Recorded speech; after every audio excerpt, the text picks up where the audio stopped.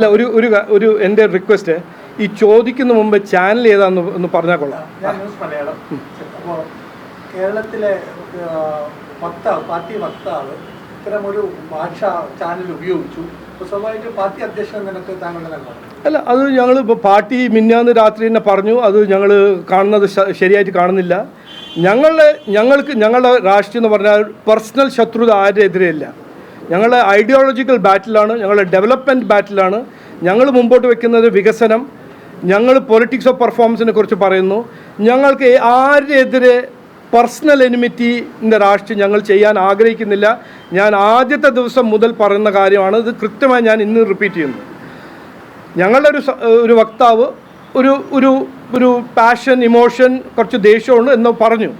അത് പാർട്ടി ശരിയല്ല എന്ന് അദ്ദേഹത്തോടും പറഞ്ഞിട്ടുണ്ട്. അദ്ദേഹം അത് സമ്മതിച്ചിട്ടുണ്ട്.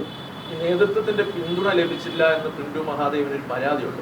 വാട്സാപ്പ് ഗ്രൂപ്പുകളിലടക്കം ഈ ചാറ്റുകളും നോക്കൂ, നിങ്ങൾ ഈ ഇന്റേണൽ പാർട്ടി ഗോസിപ്പ് നിങ്ങൾ മാനുഫാക്ചർ ചെയ്തിട്ട് എന്നോട് ചോദിക്കേണ്ടെന്നാണ് എൻ്റെ ഒരു അഭ്യർത്ഥന.